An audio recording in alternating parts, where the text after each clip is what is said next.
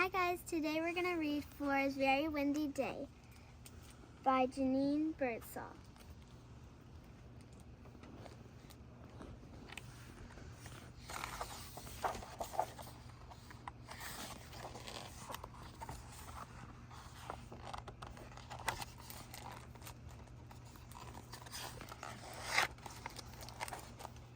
"Mommy, Crispin spilled my paint again," shrieked Flora. "I told you to keep your paints out of his reach," said her mother. "I tried," said Flora, "but—" "Oh, look at this mess. Outside, Flora, right now." "I can't go outside," protested Flora. "The wind is very strong and will blow me away." "Nonsense," said her mother. Flora thought for a moment. "Of course I could wear my super special heavy-duty red boots. They'll keep me from being blown away." "Fine," said her mother, "and take Crispin with you." Now, Crispin did not have his super special heavy-duty red boots to protect him from the wind. His boots were purple and couldn't do anything but keep his feet dry. Oh well, Flora thought, it wouldn't be her fault if Crispin flew away. So Flora put on her coat and hat and her super special heavy-duty red boots. And her mother put Crispin into his little coat and hat and regular old purple boots. And when that was done, Flora's mother opened the door and Flora and Crispin stepped outside. The wind was indeed very strong that day. It pushed and pulled and twirled and twisted. But no matter how hard it blew, Flora stayed firmly on the ground. "Ha ha! You dumb wind," said the Flora. "You can't lift me up because I'm wearing my super special heavy-duty red boots." The wind did not like being laughed at. It doubled its strength and blasted mighty at Flora, but she didn't budge. "However," said Flora, "you may notice that my little brother is wearing regular old purple boots." Now the wind tripled its strength. It swirled and swooped and whizzed and walloped, and then, oh my, Crispin was being lifted off the ground. Just a little bit at first, but then the wind grew stronger, and Crispin went higher, then higher still. He was being blown away. He looked very frightened. And suddenly, Flora was kicking off her super special heavy-duty red boots and was spreading her coat to the wind.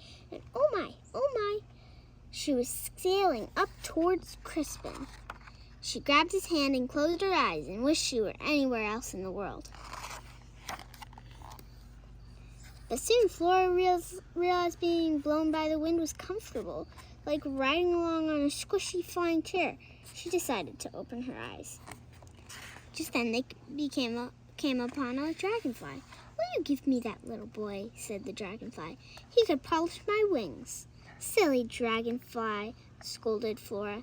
She knew that Crispin was too clumsy to clean such delicate wings.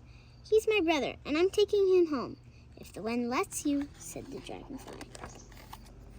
Flora and Crispin flew on until they came upon a sparrow. "Will you give me that little boy?" asked the sparrow. "He could sit on my eggs." "What a mess that would be," said Flora. "As if Crispin could sit on eggs without breaking them. He's my brother, and I'm taking him home, if the wind lets you," said the sparrow. Flora and Crispin flew on until they came upon a rainbow. "Will you give me that little boy?" asked the rainbow. "He could guard my pot of gold." Gold? That was tempting, but thought Flora, Crispin's not fierce enough to guard anything.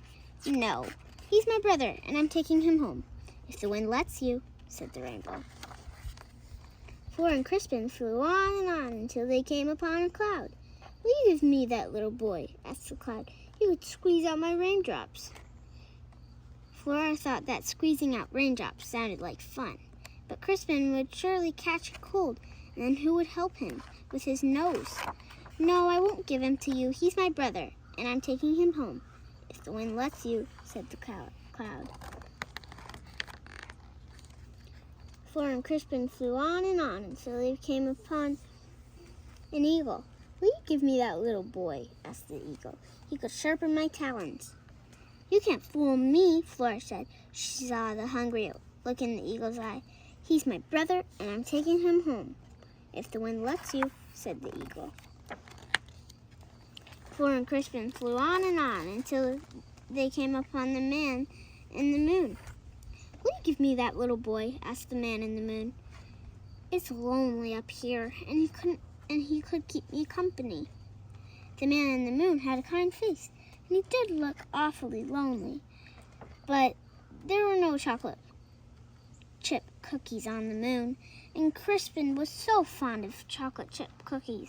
I'm sorry, but I can't, said Flora. He's my brother, and I'm taking him home. If the wind lets you, said the man in the moon. Flora stomped her foot, or would have, if there'd been anything to stomp on. I'm tired of hearing that. Why won't the wind let us go home?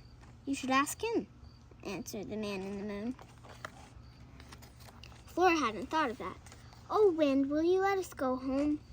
I'll let you go home as soon as we find the right spot for Crispin, replied the wind. You do want to get rid of him, right? Yes, I mean, Flora wasn't sure what she meant. Because I could even use him myself, said the wind. You know, to work my bellows. No, thank you, Flora had finally decided.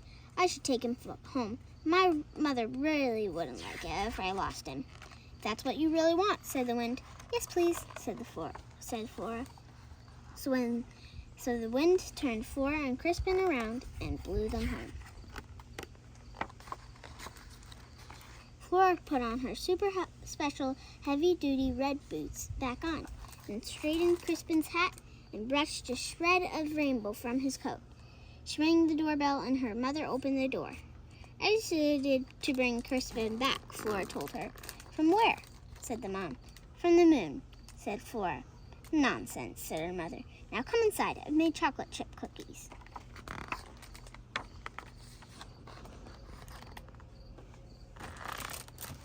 The end. Thank you for reading Flora's Very Windy Day with me.